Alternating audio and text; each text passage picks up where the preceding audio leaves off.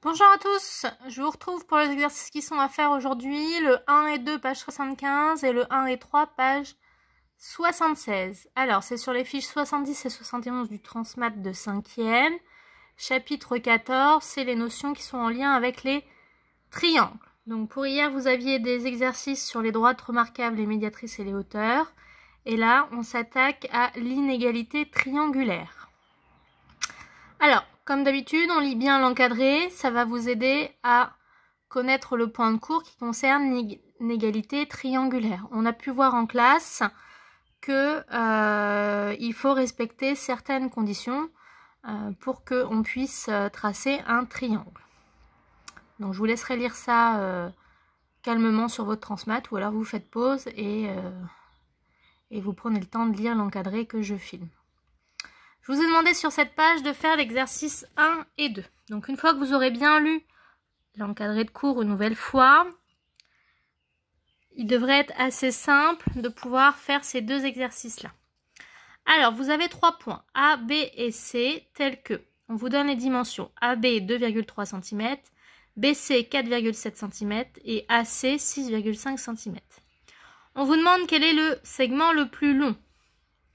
Je pense que ça devrait être faisable. Quel est en gros le plus grand nombre entre 2,3, 4,7 et 6,5. Ensuite, on vous demandera de comparer la somme de AB plus BC avec la longueur AC. Et selon ce que vous allez trouver comme résultat, vous allez devoir me dire si on peut construire ou non le triangle ABC. Il y a forcément du lien avec le point de cours en haut de page. L'exercice 2 est exactement le même, sauf que vous n'avez pas les mêmes points, M, N et P. On vous donne 3 longueurs, et pareil, sur ces 3 longueurs, on vous demande quelle est la plus grande, donc quel est le nombre le plus grand entre 5, 9 et 3, et ensuite comparer la somme avec la longueur du côté le plus long. Même question, est-ce qu'on pourra construire ou non le triangle? Il y a des chances que sur un exercice ce soit faisable, et sur l'autre, ça ne le soit pas. Ou l'inverse. Fiche numéro 71, construction de triangle. Une fois que vous avez bien en tête les fiches 69 et 70, on va pouvoir s'entraîner à tracer des triangles. Donc là, je vous ai donné 3 exercices où il va falloir tracer en vraie grandeur. Donc il vous faudra une règle, peut-être une équerre, pour pouvoir tracer les triangles. On n'oublie pas le transmat, crayon à papier, d'autant plus qu'on est dans un chapitre de géométrie. Exercice numéro 1, construire un triangle ABC tel que AB égale 5 cm, AC égale 3 cm et BC égale 2,5 cm. On a vu en classe qu'il était pratique de commencer par tracer un premier segment, celui qui est le plus grand.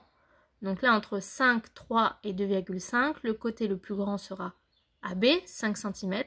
Donc vous me tracez un segment de 5 cm. Et ensuite, le plus simple, une nouvelle fois, c'est un compas de bonne qualité qu'on va écarter de la mesure ici de 3 cm. On va aller piquer en A, faire un arc de cercle. Ensuite, on va écarter notre compas, mais cette fois-ci de 2,5 cm. On va pointer sur le point B, un arc de cercle. L'intersection des deux arcs de cercle nous donnera le point C. Si vous me faites ici un segment AB de 5 cm, deux arcs de cercle, un de 3 cm et un de 2,5, respectivement des points A et B, à ce moment-là, vous aurez bien votre triangle ici, ABC. Exercice numéro 2. Parmi les triangles ci-dessous, barrez celui ou ceux qu'il n'est pas possible de construire. Donc ça, c'est en lien avec la fiche 70 de la page 75. Vous allez être capable, sur les 4 triangles proposés, de me dire s'ils sont ou non constructibles. Et ensuite, on vous demande de construire en vraie grandeur celui ou ceux qu'il est possible de tracer. Donc par exemple, vous me dites que celui en vert et celui en jaune, on peut les tracer. D'accord, et bien vous me le tracez ici. Attention de toujours bien appliquer la méthode des 2 exercices précédents. dans l'exercice 1 et 2, page 75. On a vu qu'en premier, je repère le côté le plus grand et ensuite, je compare la longueur du côté le plus grand à la somme des deux autres longueurs. Donc, faites bien attention à appliquer votre méthode. Ensuite, pour construire le triangle, vous me prendrez la même méthode qu'on a vue dans l'exercice 1. Vous me tracez d'abord le côté le plus grand et ensuite, vous utilisez votre compas. Exercice 3. Ce pendentif a la forme d'un triangle. ILE, isocèle en I, tel que IL égale 2,5 cm et LE égale 1,2 cm. Construire le triangle ILE. Alors, première chose, vous allez me mettre ici, là, sur le triangle ILE. Évidemment, je ne vais pas vous le nommer. Où c'est que vous mettriez le point I? Où c'est que vous mettriez le point L? Où c'est que vous mettrez le point E?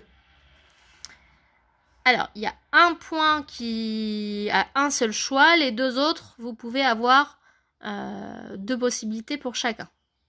Mais ça, après, c'est pas grave. À vous, surtout, de bien positionner un des trois points qui correspondrait au fait que votre triangle va bien être isocèle. Si vous avez un doute, vous allez me rechercher dans le cours qu'est-ce qu'un triangle isocèle.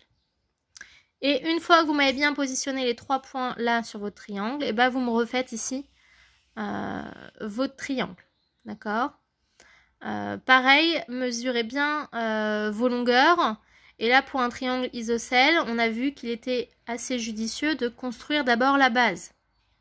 Ici, vous me construisez la base. Vous allez me dire si c'est 2,5 ou 1,2 cm. Et avec le compas que vous aurez écarté de cette longueur-là, qui est la même des deux côtés, vous pourrez me faire deux arcs de cercle et vous me trouvez le troisième point. Je me répète, n'hésitez pas si vous avez des questions, vous avez mon compte pour pouvoir me parler en ligne. Et je vous souhaite bon courage.